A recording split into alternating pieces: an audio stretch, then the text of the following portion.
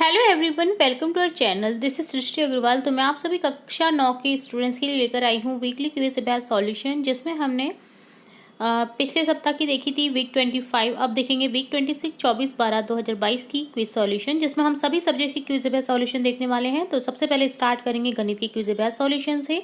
तो वीडियो के एंड तक बनी रहेगा इसी तरह मेरे साथ। तो स्टार्ट करेंगे फर्स्ट क्वेश्चन को। फर्स्ट क्वेश्चन है, एक बेलन की त्रिज्या 14 सेंटीमीटर है, 14 सेंटीमीटर, और इसकी ऊंचाई 10 सेंटीमीटर, 10 सेंटीमीटर है। बेलन का आयतन क्या है? बेलन का आयतन निकालना है। पाई बराबर 22/7 दे रखा है, तो आयतन का फॉर्मूला लगा लीजिए, मैंने आपको बता रखा है। तो यहाँ पर आंसर आ जाएगा ऑप्शन सेकंड, 6160 सेंटीमीटर क्यूब। अगर आपने नहीं देखे हैं फॉर्मूला वाली हमारी जो वीडियो है, तो आप अभी हमारे प्लेलिस्ट से या फिर हमारी डिस्क्रिप्शन बॉक्स में लिंक मिल जाएगी, वहाँ से चेकआउट कर सकते हैं, जिसमें हमने सभी ठोस वस्तु के आयतन, क्षेत्रफल, जो भी निकालने के फॉर्मूले रहते हैं ना, वो सभी देखे हैं। तो आप उस वीडियो को जब देखेंगे तो आपको सभी फॉर्मूले याद हो जाने वाले हैं उसी वीडियो के पार्ट में। नेक्स्ट क्वेश्चन देखेंगे। नेक्स्ट क्वेश्चन है, घनाभ की लंबाई, चौड़ाई, ऊंचाई 4 सेंटीमीटर, 6 सेंटीमीटर और 14 सेंटीमीटर है। घनाभ का कुल पृष्ठीय क्षेत्रफल क्या है? तो यहाँ पर निकालेंगे जब फॉर्मूले से, तो 328 सेंटीमीटर स्क्वायर आंसर आ जाएगा। अगेन मैं कह रही हूँ, आप उस वीडियो को देखें ताकि आपको सभी जो फॉर्मूलाज हैं फटाफट से लर्न हो जाएं और आप इन क्वेश्चन को अच्छे से कर पाएँ। यहाँ पर वीडियो काफ़ी लंबा हो जाता है, तो बार बार फॉर्मूला को बताने का नहीं रह पाता है टाइम। तो यहाँ पर हम डायरेक्ट ही आंसर देखेंगे। फॉर्मूला आप देखना चाहते हैं तो हमारे उस वीडियो को जरूर से देखें। एक घनाभाकार डिब्बे की विमाएँ 4 सेंटीमीटर, 3 सेंटीमीटर, 5 सेंटीमीटर हैं, तो उसका आयतन क्या होगा? आयतन हो जाएगा 60 सेंटीमीटर क्यूब। नेक्स्ट क्वेश्चन है, 21 सेंटीमीटर के व्यास और 8 सेंटीमीटर की ऊंचाई वाले बेलनाकार कंटेनर का पृष्ठीय क्षेत्रफल क्या होगा? तो यहाँ आंसर हो जाएगा पृष्ठीय क्षेत्रफल। बेलन का पृष्ठीय क्षेत्रफल अगर आपको फॉर्मूला याद है तो आप इसे सरलता से कर पाएंगे। तो आंसर हो जाएगा 1220.51 सेंटीमीटर स्क्वायर। अगला आपको एक देखिए चित्र दे रखा है, जिसमें आपको दे रखे हैं पॉइंट CPRAS TGN। दी गई आकृति में PSNT CANT इस प्रकार समांतर चतुर्भुज हैं कि PRRS समान है। समांतर चतुर्भुज PRGT का क्षेत्रफल 60 सेंटीमीटर स्क्वायर है। तो यहाँ पर हमें निकालना है जो PRGT है। देखिए PRGT, तो हमें निकालना है RSGN का।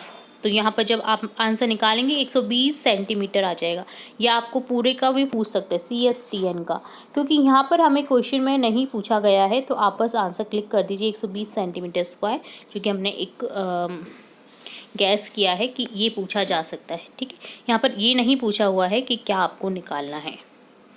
नेक्स्ट क्वेश्चन देखिए, चरण दे रखे हैं 4, ध्यान दीजिए। समांतर चतुर्भुज KMPQ LNPQ एक ही आधार और समांतर रेखाओं के मध्य हैं। तो समांतर चतुर्भुज LNPQ का क्षेत्रफल बराबर समांतर चतुर्भुज KMPQ का क्षेत्रफल बराबर 20 सेंटीमीटर हो गया, 20 सेंटीमीटर स्क्वायर। तो चरण 3 है, पंचभुज LNOPQ का क्षेत्रफल समांतर चतुर्भुज LNPQ का क्षेत्रफल माइनस त्रिभुज PNO का क्षेत्रफल के बराबर है। तो चरण 4, इसलिए पंचभुज LNOPQ का क्षेत्रफल बराबर हो जाएगा 20 माइनस 10 सेंटीमीटर स्क्वायर बराबर 10 सेंटीमीटर स्क्वायर।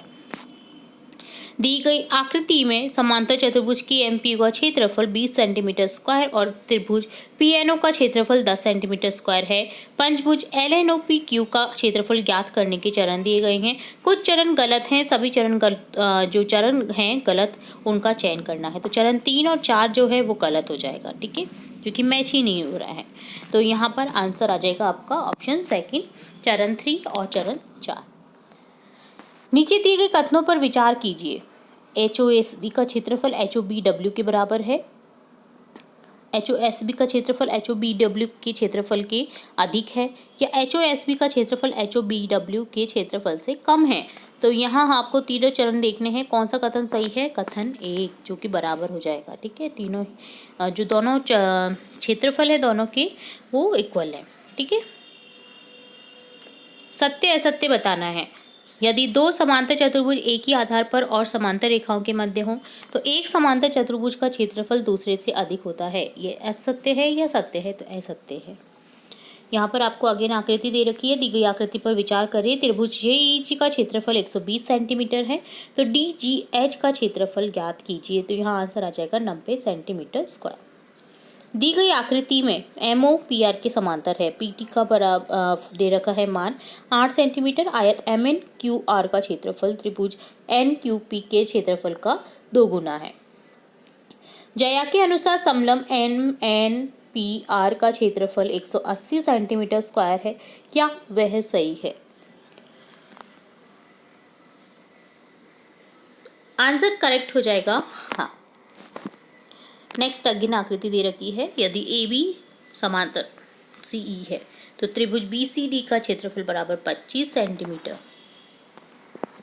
ठीक है, तो त्रिभुज BCD का क्षेत्रफल आपको दे रखा है 25 सेंटीमीटर। तो आपको ज़्यादातर आकृतियों के ही यहाँ पर फॉर्मूलाज दे रखे हैं। ठीक है, अब यहाँ पर देखिए क्या निकाला है। तो समांतर चतुर्भुज ABC का क्षेत्रफल है, तो आ जाएगा 50 सेंटीमीटर स्क्वायर। नेक्स्ट अगेन आकृति दे रखी है। दी गई आकृति के संदर्भ में निम्नलिखित में कौन सा कथन सत्य है? तो हो जाएगा त्रिभुज AIN बराबर AR त्रिभुज AIN। ठीक है,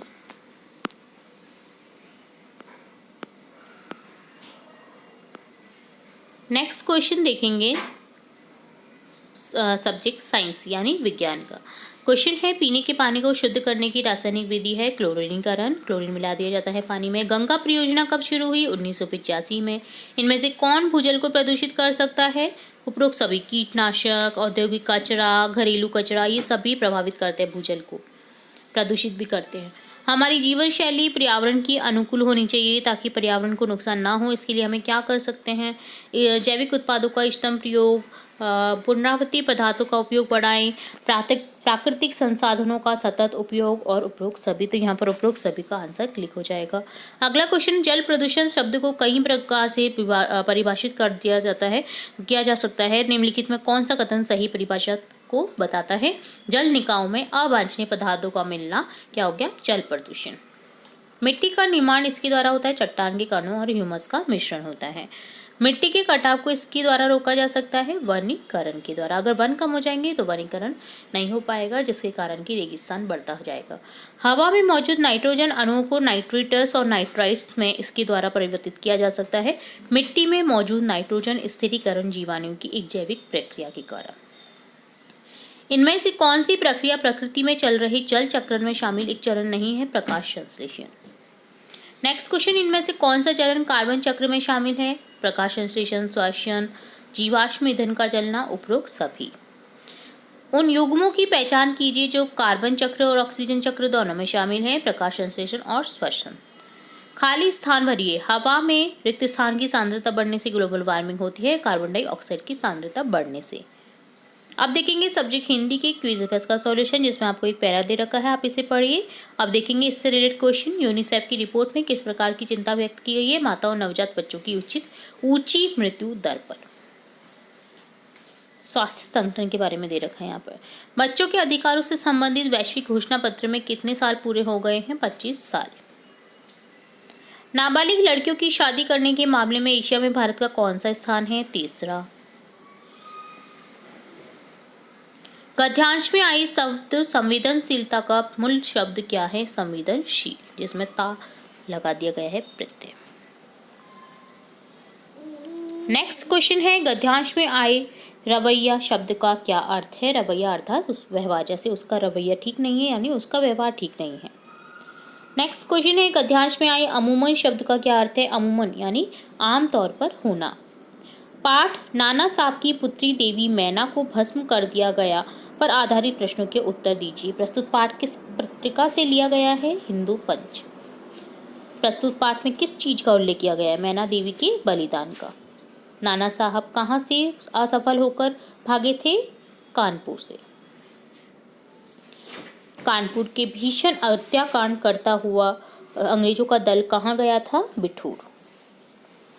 मैना देवी के अंग्रेज सेनापति से क्या याचिका की थी? उनके घर को न गिराने की।